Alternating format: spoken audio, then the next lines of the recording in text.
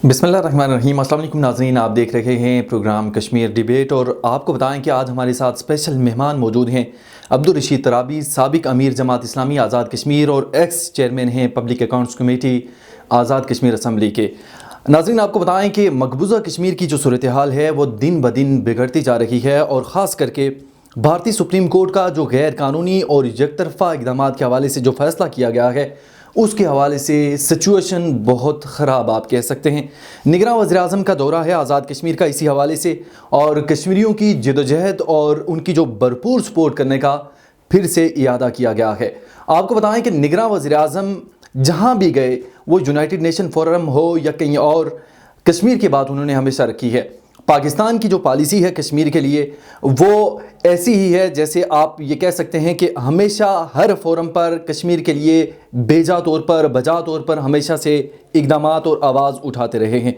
अब्दुल रशीद तराबी साहब, क्या समझते हैं कि अभी भारतीय ख़ास करके जो इक़दाम उठाया गया है ये तो पूरी दुनिया के सामने है और भारत ने जिस तरह दुनिया में एक दहशतगर्दी मचा रखी है, फैला रखी है, आपने देखा कि कनाडा के अंदर जिस तरह का वाक़या हुआ, साथ अमेरिका के अंदर अभी जो सिखों के हवाले से करने जा रहे थे, इसी तरह मकबूजा कश्मीर के अंदर भी यही चीज़ें वो कर रहे हैं। क्या समझते हैं कि पाकिस्तान को क्या पॉलिसी इख्तियार करनी चाहिए जिससे हम इन चीज़ों को एक रद्द अमल के तौर पर दे सकते हैं? बिस्मिल्लाहिर्रहमानिर्रहीम, बहुत शुक्रिया। देखिए, भारत की सुप्रीम कोर्ट ने जो किया है ये मुतवक्के था, इसलिए कि जब से ये मोदी सरकार आई है तो उस वक्त से जितने फैसले सुप्रीम कोर्ट ने किए हैं वो तकरीबन आरएसएस के एजेंडे को आगे बढ़ाने के लिए, मसलन जो बाबरी मस्जिद का केस था उस हवाले से भी तमाम जो तारीखी दस्तावेज़ात थी, हक़ाइक़ थे, शवाहिद थे, एग्जैक्टली उनको नज़रअंदाज करके उन्होंने वही फैसला किया है जो मोदी सरकार चाहती थी। इसी तरह से अफसर गुरु शहीद जो है, जिन पर कोई फर्द जुर्म साबित ही नहीं, और सुप्रीम कोर्ट ने अपने फैसले में ये लिखा गया अगर सज़ाए मौत के लिए शवाहिद काफ़ी नहीं है, लेकिन चूँकि कौम के ज़मीर की तस्कीन के लिए इनको फांसी लगाना ज़रूरी है, इसलिए हम जो है इनको सज़ाए मौत सुना रहे हैं। तो इससे आप तसव्वुर कर सकते हैं, या इस अरसे में और भी जितने फैसले हुए हैं तो उन्होंने तकरीबन वही लाइन इख्तियार की है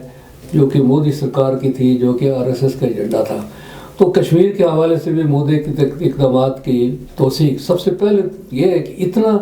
एक ऐसा आम केस जिसके नतीजे में वहाँ पर जो है वो रियासत का तशख़्ख़ुस ख़त्म हो गया और आज़ादी मफकूद हो गई, हज़ारों लोग जो है वो वहाँ पर जेलों में डाल दिए गए, तमाम ज़राए अबलाग, इंटरनेट कम्युनिकेशन उसको शट डाउन कर दिया गया और कर्फ्यू से बदतर सूरत हाल वहाँ पर नाफिज कर दी गई। बिल्कुल 5 साल जो है वो सुप्रीम कोर्ट ने लिए, यानी इस इंतज़ार के लिए कि मोदी सरकार अपने इक़दामात की तकमील करे ताकि आखिर में उसकी तौसीक़ की जाए। तो ये तो बहरहाल हमें उनसे यही तवक्को थी, किसी खैर की तवक्को नहीं थी बदकिस्मती से। उनका चाहे जज हो, चाहे उनका सियासतदान हो, या चाहे उनका कोई जर्नल हो या साफ़ी हो, उसका एक ही माइंड सेट है, कश्मीर हमारा अटूट ढंग है और किस तरह से मुसलमानों को सताना है और किस तरह से वहाँ की अक़लियात को ज़ुल्म और सितम का निशाना बनाना है। लेकिन इसका जो दूसरा पहलू है वो ये है कि कश्मीरियों ने अल्हम्दुलिल्लाह इसको मुस्तरद किया है, तमाम कश्मीरियों ने, मुसलमानों ने भी और वहाँ के पंडित्स के जो नुमाइंदा लोग हैं उन्होंने भी, और डोगरों ने भी, और वहाँ के वकला ने, वहाँ के अहले दानिश ने, वहाँ के जो चोटी के लिखने बोलने वाले हैं, यानी सब ने जो है वो उसको मुस्तरद किया है। बल्कि इस हवाले से जो वैद वसीन वहाँ कश्मीर टाइम्स के नामवर एडिटर रहे हैं, उनकी जो होनार बेटी हैं वर्दा वसीन, सही, उन्होंने तो एक बहुत ही जामे किताब इसके ऊपर लिखी है, आर्टिकल 370 उसके ख़ात्मे के क्या जो है वो असरात हो गए। इस तरह से वहाँ चोटी के जो लिखने वाले हैं जी नूरानी साहब हैं और इस तरह की बड़ी शख्सियात जो भी हैं, जी जी, अरुणधति राय है, तो उन सब ने जो है वो इस फैसले को इसको मुस्तरद भी किया है और बहुत दलाइल और शवाहिद के साथ ان اقدامات کی جو بھارت نے کیے ہیں ریاست کے تشخص کے خاتمے کے لیے، وہ ان کو بے نقاب بھی کیا ہے اور ان کو مسترد کیا ہے۔ پاکستان نے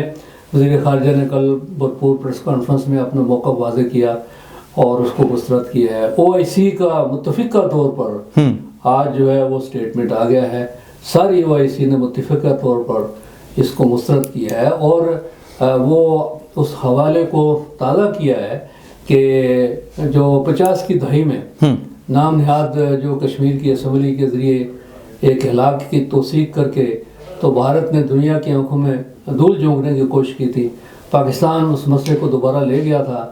57 میں اقوام متحدہ میں، اور پاکستان کی اس پٹیشن پر دوبارہ درخواست پر متفقہ طور پر سلامتی کونسل کا یہ فیصلہ ہے کہ سری نگر یا مظفر آباد یا دہلی یا اسلام آباد کی کوئی عدالت یا کوئی حکومت یک طرفہ طور پر اقدامات کے ذریعے ریاست کی جو پوزیشن ہے، اس کا جو سٹیٹس ہے، ریاست جموں و کشمیر جو 85,000 مربع میل رقبے پر محیط ہے، یا اس کا جو ایک متنازع سٹیٹس ہے، اس کی روشنی میں اقوام متحدہ نے ایک نقشہ جاری کیا ہوا ہے۔ وہ اقوام متحدہ کی سلامتی کونسل کے ایجنڈے پر ہے۔ اقوام متحدہ کے جو آبزرورز ہیں وہ موجود ہیں سری نگر اور مظفر آباد کے اندر،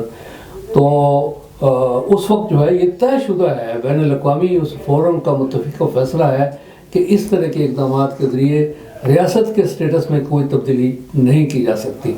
تو بہرحال ہندوستان تو ایک استعماری اپنی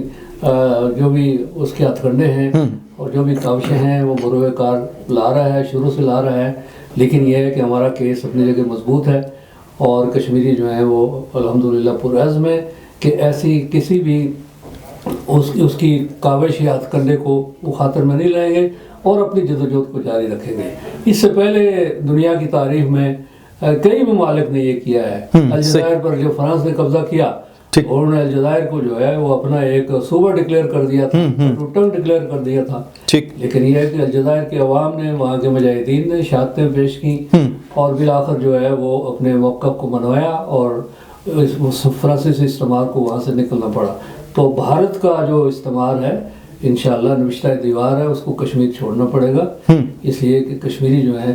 لاکھوں قربانیاں دے چکے ہیں، ابھی بھی دے رہے ہیں اور آئندہ بھی پرعزم ہے کہ وہ کسی بھی لالچ، دباؤ، خوف کو خطر میں لائے بغیر اپنی جدوجہد کو جاری رکھیں گے۔ جی بالکل ٹھیک ہے، آپ اس حوالے سے بھی بتائیے گا کہ 5 اگست کے جو اقدامات ہیں اس کے بعد کی وہاں پہ جو صورتحال ہے وہ تو تشویشناک ہے ہی ہے، دوسری جانب جس طرح مودی سرکار اور خاص کر کے RSS کا نظریہ لیے، ہندوتوا کا نظریہ لیے، جو سپریم کورٹ کا فیصلہ آیا اس کے بعد کی سچویشن اور خاص کر کے 2024 کے جو الیکشن آنے والے ہیں، کیا یہ مودی سرکار کا پری پلانڈ ہے یہ ساری چیزیں؟ اگر ان کیس وہاں پہ الیکشن ہوتے ہیں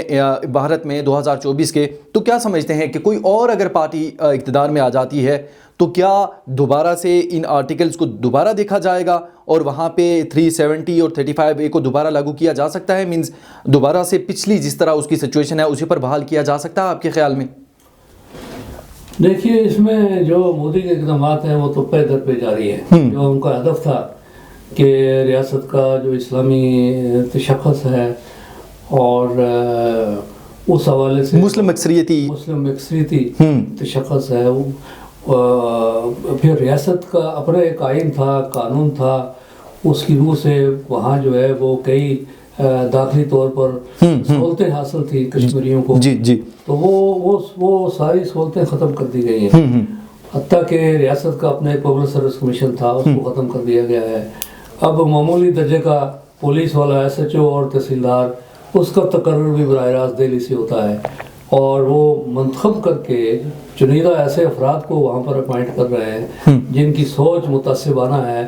اور اینٹی مسلم ہے، اینٹی کشمیر ہے اور RSS کے نظریاتی ایک لحاظ سے وہ پروردہ ہے، تو وہ لوگوں کو ستانے کا جو بھی ہتھ کنڈا ہے اپنا طاقت اختیار کا وہ بروئے کار لا رہے ہیں۔ اور اسی طرح تقریباً کوئی 4 ملین کے قریب انہوں نے ڈومیسائل غیر ریاستی لوگوں کو دے رکھے ہیں جن کو وہ ریاست کا شہری اور ووٹر بنا کر آئندہ انتخابی عمل پر اثر انداز ہونے کی کوشش کر رہے ہیں۔ ان کی خواہش یہ ہے، پلاننگ یہی ہے کہ آئندہ انتخابات میں وہاں پر ایک غیر مسلم ہندو RSS کا کوئی نمائندہ جو ہے سری نگر کی کرسی پر، اقتدار کی کرسی پر بٹھایا جائے اور پھر دنیا کو باور کرایا جائے کہ اب یہ کوئی اسلام کشمیر جو بھی ایک ایشوز تھے وہ ختم ہو گئے ہیں، اور کشمیر جو ہے وہ مین سٹریم بھارت کا، کہ اس آئینی یلغار اور تہذیبی یلغار کے خلاف تمام کشمیری جو کمیونٹیز ہیں، چاہے مسلمان ہیں، چاہے وہ پنڈت ہیں، چاہے وہ سکھ ہیں، چاہے وہ ڈوگرے ہیں، چاہے کوئی دیگر اقلیت کے ہیں، ان کے اندر ایک شدید رد عمل موجود ہے۔ اور کشمیریوں کے اندر جو یکجہتی پہلے نہیں تھی سوچ اور فکر کے اعتبار سے اپنی ریاست کے اس کے تشخص کے تحفظ کے لیے، اور اس جو بھارتی تہذیبی یلغار ہے، آئینی یلغار ہے، اس کے خلاف الحمدللہ ان کے اندر سوچ و فکر کی ایک جو ہے وہ یکجہتی جو ہے اس کی کیفیت روز بروز اس کو ہم طاقت پکڑتے ہوئے دیکھ رہے ہیں، اور یہ ہماری تحریک کی بہت بڑی طاقت ہے۔ اور انشاءاللہ تعالیٰ اس کے ساتھ جیسے کہ بین الاقوامی سطح پر بھی ایک مزاحمت کی فضا موجود ہے، بالکل، تو اب ہمیں اپنا بیانیہ جو ہے، یعنی کشمیر کے اندر تحریک موجود ہے، اور بھارت کے سارے اقدامات سے یہ بات ثابت ہو گئی ہے کہ فلسطین کا مسئلہ ہو یا کشمیر کا مسئلہ ہو، یہ مسائل محض قراردادوں سے حل نہیں ہو سکتے، بالکل، یہ جہاد ہی سے حل ہو سکتے ہیں، مزاحمت ہی سے حل ہو سکتے ہیں۔ فلسطینیوں نے جس طرح سے قربانیاں دے کر ایک مرتبہ پھر ساری دنیا میں ایک انقلاب برپا کیا ہے، نہ صرف جو ہے وہ مسلمان پوری امت مسلمہ ان کی پشت پر ہے، بلکہ ساری انسانیت کو انہوں نے بیدار، بالکل بھی ضمیر زندہ اس وقت وہ فلسطینیوں کے ساتھ کھڑا ہے۔ مغرب کے اندر یہودی، خود اسرائیل کے اندر جو یہودی ہیں، اہل دانش اہل بینش جو سمجھتے ہیں، بڑے احتجاج کیے گئے۔ تو اسی طرح کشمیر کے حوالے سے بھی ایک فضا بدل رہی ہے، اور اس میں بہرحال ہمیں قربانی دینا ہوگی، اور جس طرح سے ایک ہے کشمیر 1947 میں ہم نے آزاد کروایا ہے طاقت اور جہاد اور اپنی یکجہتی کی بنیاد پر، وہی رستہ ہے جو بقیہ کشمیر ہے۔ ہندوستان کے استعمار سے آزادی کا ایک ہی طریقہ ہے کہ ہم اپنے جدوجہد کو جو کشمیر کے اندر ہے، خاص طور پر جو مزاحمت ہے ہماری، ایک لیجیٹیمیٹ مزاحمت ہے۔ جموں کشمیر ایک متنازع علاقہ ہے جہاں پر 10 لاکھ سے زیادہ ہندوستان کی افواج ایک قابض استعماری افواج کی صورت میں موجود ہے، جو تمام بنیادی حقوق معطل کر چکی ہیں، اور جنہوں نے جو ہے ایک اس کو قید خانہ بنایا ہوا ہے۔ ہمارے قائدین شہید ہو رہے ہیں جیلوں کے اندر، تمام بنیادی انسانی حقوق معطل ہیں۔ دنیا کا ایک بدترین استعماری آپ دیکھیے کہ وہاں پر اس وقت شکنجہ ہے، جو کہ کشمیر میں اس وقت مودی سرکار نے اس گرفت میں لیا ہوا ہے۔ تو اس کے خلاف کشمیریوں کی جو مزاحمت ہے، وہ سفارتی ہے، وہ سیاسی ہے، یا وہ عسکری ہے، وہ اقوام متحدہ کے چارٹر کے مطابق بالکل جائز ہے۔ تو اس جائز جدوجہد کو دنیا کو تسلیم بھی کرنا چاہیے اور اس کی مدد بھی کرنی چاہیے۔ پاکستان کے ہم شکر گزار ہیں، پاکستانی قوم کوئی بھی حکومت ہو جو ایک اصولی اخلاقی حمایت بھی جاری رکھتی ہے ہمیشہ، لیکن یہ محض اصولی اخلاقی حمایت سے، سفارتی حمایت سے یہ مسئلہ حل نہیں ہوگا۔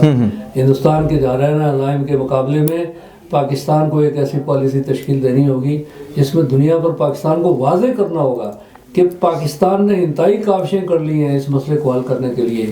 پرامن طور پر یہ مسئلہ حل ہو، بات چیت سے مسئلہ حل ہو، اقوام متحدہ کی قراردادیں، چارٹر جو ہے اس کی روشنی میں کشمیریوں کو حق خود ارادیت ملے۔ خود کشمیریوں کے کئی لوگ گروپس جو ہیں وہ بات چیت کرتے رہے ہیں، لیکن یہ تمام ایکسرسائز جو ہے وہ ابھی تک بالکل ایک لحاظ سے بے نتیجہ رہی ہے، اور دنیا کو بتانا چاہیے پاکستان کو کہ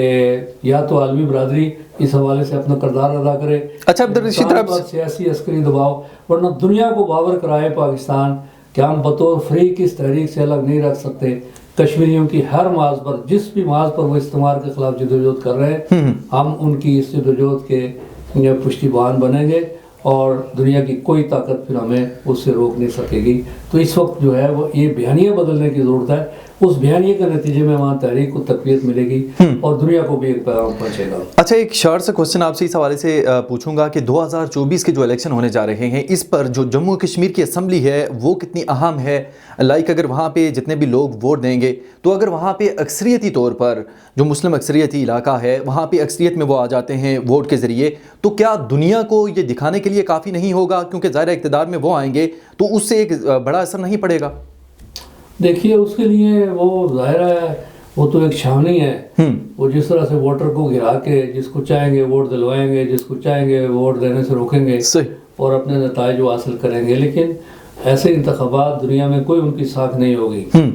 یعنی خاص طور پر اگر وہ 40 لاکھ لوگ باہر سے لا رہے ہیں تو وہ تو ریاست کے ووٹر ہو ہی نہیں سکتے ریاست کے قانون آئین یا اخلاقی ہر اعتبار سے. اچھا دوسرے نمبر پہ دوسرا یہ ہے کہ ان 40 لاکھ لوگوں کے مقابلے میں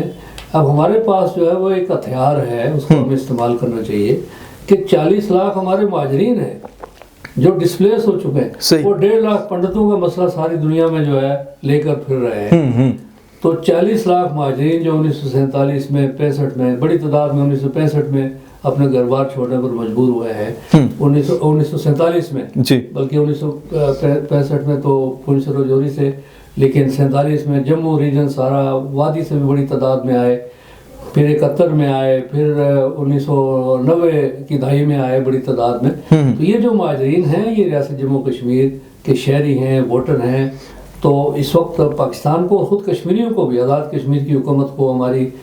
جو وہاں کی اسمبلی ہے یا لیڈرشپ ہے، ادارے ہیں، ان کو بھی اس مسئلے کو اٹھانا چاہیے کہ ہمارا جو رائٹ ریٹرن ہے، رائٹ آف ووٹ کشمیریوں کا جو 40 لاکھ ڈسپلیس ہو چکے ہیں، اس وقت ان کو پروجیکٹ کرنے کی ضرورت ہے، جن کی بنیاد پر 12 سیٹیں ہیں ہماری مہاجرین کی ہماری اسمبلی کے اندر. صحیح. تو یہ ایک ہمارے پاس بہت بڑا لیوریج ہے، بہت بڑا ہتھیار ہے. ابھی تک جو ہم نے اس کو صحیح طور پر استعمال نہیں کیا ہے. تو ہندوستان کی اس جو بھی سازش ہے اس کو ناکام بنانے کے لیے ہمیں اس ہتھیار کو بروئے کار لانا چاہیے. ترابی صاحب آپ نے بجا فرمایا اقوام متحدہ کی موجودگی کے اندر جو عدالتی فیصلہ ہے بھارتی سپریم کورٹ کا، اور دوسری جانب اگر میں بات کروں فلسطین کے حوالے سے تو آپ نے تمام تر سچویشن دیکھی کہ 18,000 سے زائد لوگوں کو وہاں پہ شہید کیا جا چکا ہے، جس میں سب سے زیادہ جو تعداد ہے وہ بچوں کی بتائی جا رہی ہے، اور انٹرنیشنل جتنی بھی ٹریٹیز ہیں ان کی سر عام اور کھلم کھلا خلاف ورزی کی گئی ہے. امریکہ کا دوہرا معیار آپ نے دیکھا کہ کیسے انہوں نے ویٹو کیا سلامتی کونسل میں. جتنی چیزیں ہیں یہ ہمارے سامنے ہیں. اس تمام تر چیزوں کو سامنے رکھتے ہوئے کیا سمجھتے ہیں کہ اگر ان کے اس کل ضرورت پڑتی ہے تو یہ جو P5 کنٹریز اور جنہیں ڈیولپڈ کنٹریز کہا جاتا ہے، کیا وہ کشمیر ایشو کے لیے یا فلسطین ایشو کے لیے یا ساؤتھ ایشین ریجن میں یہ جو پورا ایک ایشو وار کی سی کیفیت اختیار کر چکا ہے، کیا سمجھتے ہیں کوئی سپورٹ کرنے آئے گا؟ دیکھیے اس وقت دنیا میں ایک بڑی صف بندی ہو رہی ہے، اس کو ہمیں نظر انداز نہیں کرنا چاہیے. امریکہ اسرائیل کی پشتیبانی کی وجہ سے احساس تنہائی کا شکار ہو رہا ہے. بالکل. کل جو جنرل اسمبلی میں وہاں پر بحث ہوئی ہے اور پھر ووٹنگ ہوئی ہے، اس میں 153 190 93 کل ملک ہیں جی، جن میں سے 153 155 ملکوں نے فوری طور پر سیز فائر کا جو ہے وہ مطالبہ کیا، بالکل کیا. اور پھر جو امریکہ کے اپنے اتحادی خاص طور پر 2-3 ممالک جو ہیں جن کی ایک بڑی ایک اسٹریٹجک ان کا الائنس بھی تھا، اس میں کینیڈا ہے اور اس میں آسٹریلیا ہے اور اس میں نیوزی لینڈ ہے، یعنی ان 3 ممالک نے بھی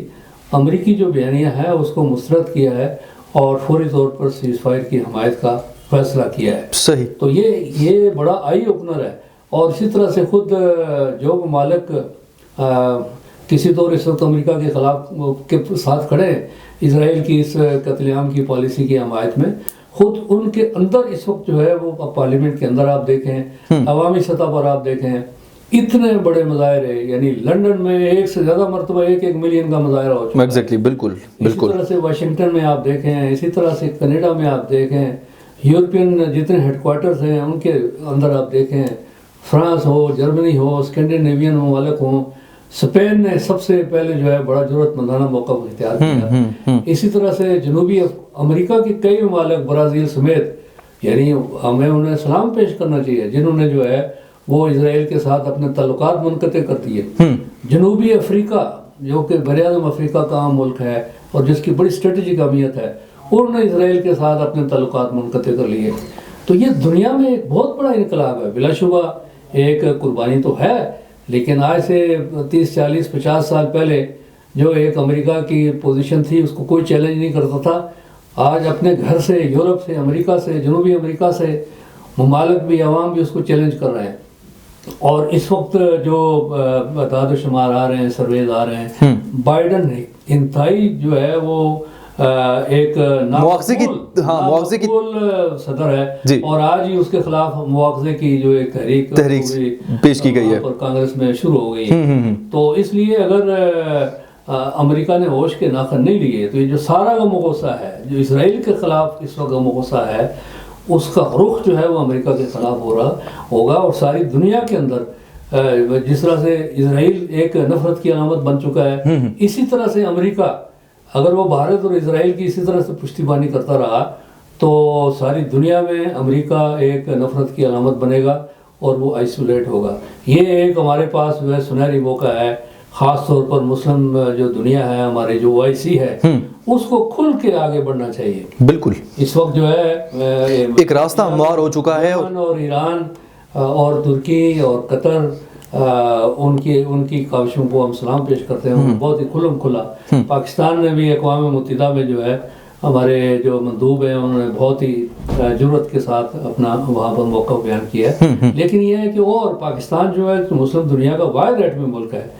اور کل اسماعیل ہانیہ نے پرسوں جو اپنے خطاب میں کہا کہ پاکستان کی ایک دھمکی سے اسرائیل ان مظالم سے باز آ سکتا ہے. پاکستان کا بہت بڑا خوف ہے. اس موقع پر مسلم دنیا کی اہل فلسطین کی بڑی توقعات ہیں پاکستان سے. تو ہمیں اپنے داخلی مسائل سے نکلنا چاہیے. جو اپنے جھگڑے ہیں پاکستان کے اندر اس وقت جو ہے، جس پر ہماری حکومت اور اداروں کی توانائیاں صرف ہو رہی ہیں، بدقسمتی ہے ہماری. اس وقت قومی یکجہتی کا ماحول بنانے کی ضرورت ہے. اس وقت جو ہے وہ ایک تاثر ہے کہ ایک خاص پارٹی اس کو ساری ہماری اسٹیبلشمنٹ اور وہ نشانہ بنائے ہوئے ہیں. پاپولر پارٹی ہے جس کو الیکشن میں وہ آنے سے روکنا چاہتے ہیں. تو یہ جو کیفیت ہے ساری دنیا کے اندر جو ہے اس سے ایک منفی پیغام پہنچ رہا ہے. پاکستان کو اس وقت اپنا ایک قائدانہ کردار ادا کرنا چاہیے اور اپنے ملک کے اندر اپنی پالیسیز کو ٹھیک کرنا چاہیے. اور ہمارے الیکشن کمیشن ہوں یا ہماری عبوری حکومت ہو یا ہمارے دیگر ادارے ہوں، انہیں اپنی غیر جانبداری جو ہے اس کو اپنے عمل سے ثابت کرنا چاہیے اور یہ بیٹھ کے ان سارے مسائل پر گفتگو بھی کرنی چاہیے اور ان کا حل نکالنا چاہیے اور جو امکانات ہیں ان سے استفادہ کرنا چاہیے. کہ اس وقت روس اور چین ان کی سربراہی میں ایک نیا ایک عالمی نظام جو ہے وہ وقوع پذیر ہو رہا ہے. صحیح جی. اور امریکی جو بالادستی ہے وہ چیلنج ہو رہی ہے. تو اس نئی صف بندی میں ہمیں پاکستان کے ہمارے جو پالیسی ساز ہیں، حکمت کار ہیں، انہیں اپنا درست تجزیہ بھی کرنا چاہیے اور اپنے کارڈز درست طور پر ٹھیک طور پر کھیلنے چاہیے اور امت کی سطح پر ایک قومی بھرپور کردار ادا کرنا. جتنا فلسطین کے حق میں ہمارا کردار مؤثر ہوگا اسی تناسب سے ہمیں پوری مسلم دنیا میں کشمیر کے حوالے سے سپورٹ ملے گی. تو اس لیے یہ ایک بڑا سنہری موقع ہے اور اس وقت پوری مسلم دنیا دیکھ رہی ہے اسلام آباد اور ہماری قیادت کی طرف. تو ہم توقع رکھتے ہیں اور دعا بھی کرتے ہیں کہ وہ جو ہے صحیح اپنے اقدامات کر سکیں اور صحیح پالیسیز اختیار کر سکیں. ناظرین آپ کو بتائیں کہ عبدالرشید ترابی صاحب انٹرنیشنل طور پر بھی کشمیر کاز کے لیے اپنی محنتیں، کوششیں اور کاوشیں جاری و ساری رکھے ہوئے ہیں. ہر فورم پر کشمیر کے لیے آواز بلند کرتے رہے ہیں اور کرتے رہیں گے. ہم بات کریں گے آپ سے آزاد کشمیر کے مسائل کے حوالے سے. چند چیزیں آپ سے میں پوچھنا چاہ رہا تھا. ایک تو وزیر اعظم جو آزاد کشمیر ہیں چودھری انوار الحق، وہ میڈیا پر قدغن لگانے کے لیے انہوں نے بل پیش کیا ہے اور خاص کر کے جو اپوزیشن وہاں پہ جماعتیں ہیں انہوں نے صحافتی تنظیموں کے ساتھ اظہار یکجہتی کیا ہے. یہ اقدامات کس طرف لے کے جا رہے ہیں؟ اور خاص کر کے اگر بات کی جائے وہاں پہ جو لوگ صحافی آپ دیکھ سکتے ہیں سراپا احتجاج ہیں، ایڈھاک ملازمین سراپا احتجاج ہیں، آٹے کا وہاں پہ بحران ہے. اس تمام تر سچویشن میں کیا پیغام دیا جا رہا ہے؟ کیا کیونکہ اگر بات کی جائے سردار تنویر الیاس جو سابق وزیر اعظم ہیں انہوں نے اس حوالے سے کہا ہے کہ یہ اگر یہاں پہ صحافتی تنظیموں پر اس طرح کی قدغنیں لگائیں گے تو یہی سیم سچویشن ہوگی کہ جیسے اس پار ہے، مینز مقبوضہ کشمیر کی بات کی گئی ہے. تو اس حوالے سے آپ کیا کہیں گے؟ دیکھیے آزاد کشمیر کی جو پوزیشن ہے وہ بڑی عام بھی ہے اور بڑی نازک بھی. خاص طور پر جب ہم مقبوضہ کشمیر میں ہونے والی ہندوستان کی پالیسیوں کی مذمت کرتے ہیں کہ انہوں نے میڈیا پر پابندی لگائی ہے، سوشل میڈیا ایکٹیوسٹ جو ہیں ان کو اٹھایا ہے، ان کے خلاف مقدمات قائم کیے ہیں اور انسانی حقوق کے جو علمبردار ہیں خرم پرویز جیسے ان کو دہشت گرد قرار دے کر ان پر مقدمات قائم کیے ہیں. تو خدا نخواستہ آزاد کشمیر میں یعنی اگر اس طرح کے اقدامات ہوں گے تو ہم بھارت کی مذمت کیسے کریں گے؟ ایگزیکٹلی صحیح بین الاقوامی سطح پر ہمارے لیے بڑے مسائل پیدا ہوں گے، اور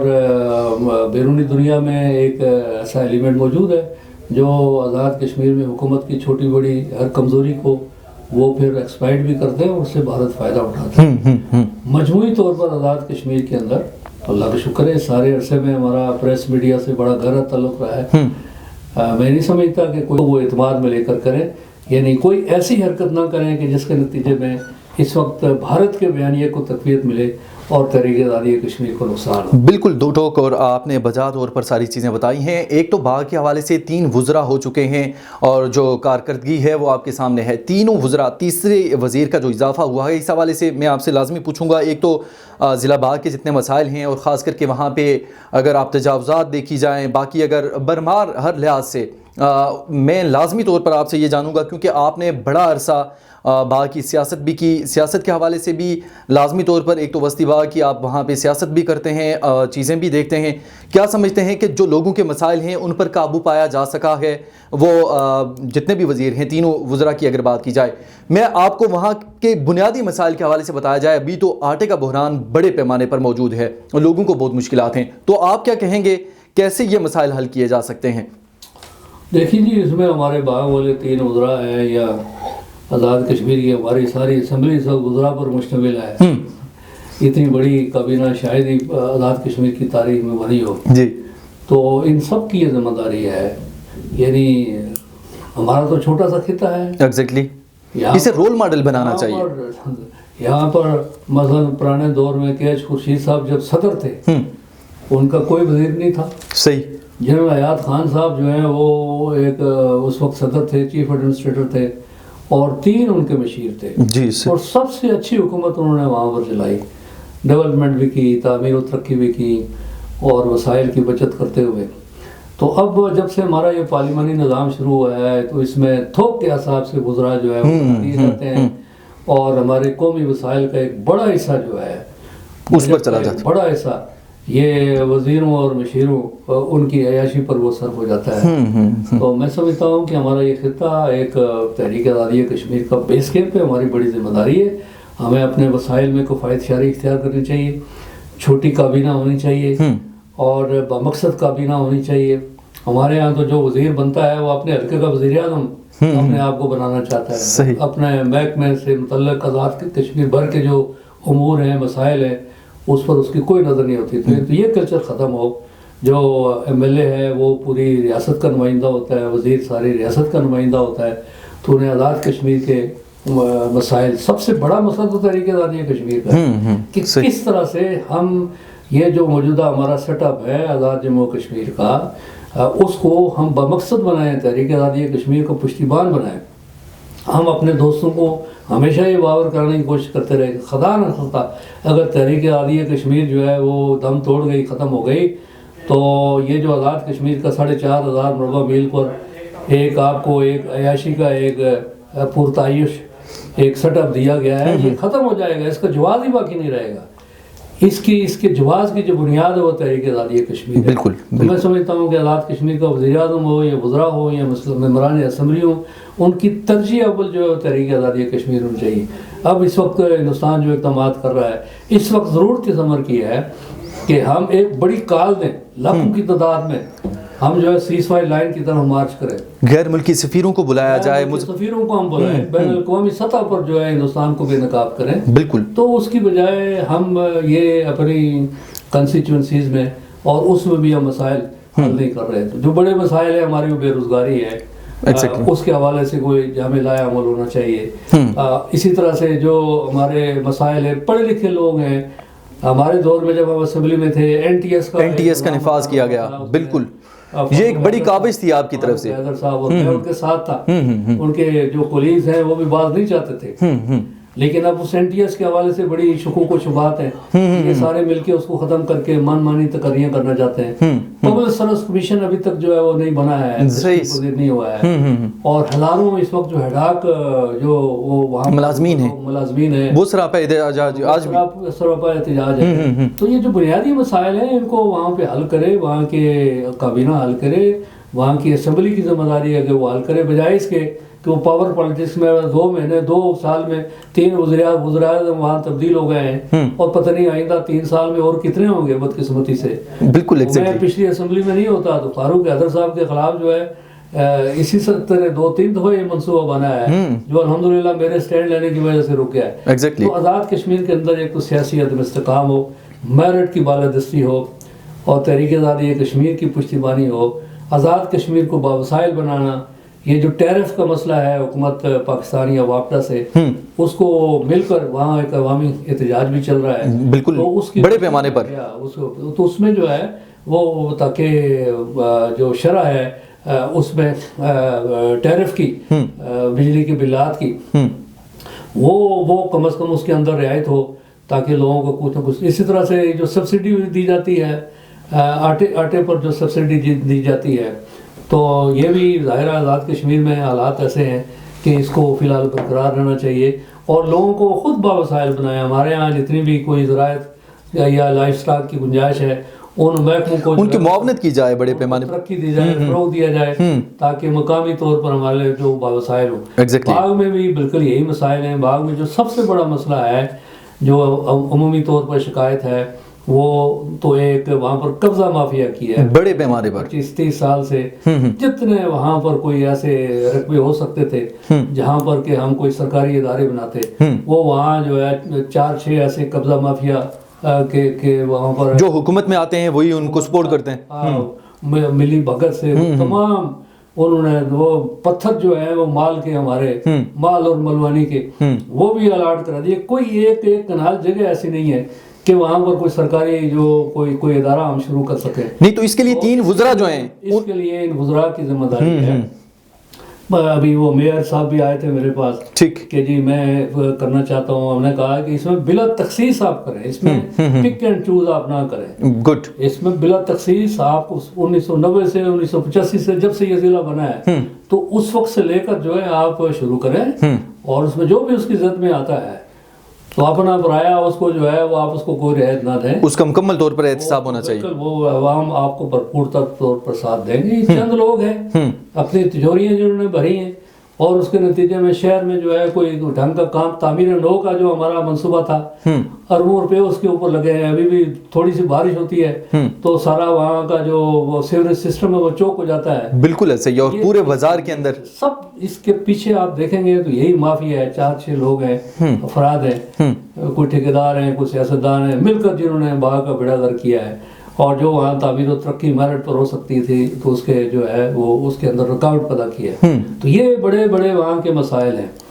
اور پھر ٹورزم کی ڈیولپمنٹ کے امکانات ہیں، اس کے اوپر فوکس کرنا چاہیے۔ بڑے پیمانے پر وہاں پر بھی اقدامات کیے جا سکتے ہیں۔ فل فورڈ جو ہے NTS اس کی بحالی، فیئر پبلک سروس کمیشن، اور بڑے پیمانے پر جو ہمارے نوجوان بے روزگار ہیں ان کے باعزت روزگار کی کوئی جامع پالیسی، یہ اس وقت آزاد کشمیر حکومت کی بنیادی ذمہ داری ہے۔ اس پر انہیں توجہ دینی چاہیے۔ عبدالرشید ترابی صاحب، آپ ہمارے پروگرام میں بڑا ٹائم نکال کر تشریف لائے، آپ کی تشریف آوری کا بہت بہت شکریہ۔ ناظرین، پروگرام آپ نے سنا، تمام تر چیزیں وہ ڈسکس کی گئیں، خاص کر کے جو آزاد کشمیر میں ایک بڑے مسائل سمجھے جاتے ہیں، اور امید کرتے ہیں کہ وزیر اعظم اس کا نوٹس بھی لیں گے، اور خاص کر کے باغ کے اندر جو 3 وزراء ہیں اس پر کام کاج کریں گے، اور تجاوزات کے خلاف، اور جو ایک بڑے پیمانے پر بھرمار ہے وہاں پہ، تو اس کے حوالے سے لازمی اقدامات اٹھائیں گے۔ عبدالرشید ترابی صاحب، آپ کا بہت بہت شکریہ، اپنا خیال رکھیں، خوش رہیں۔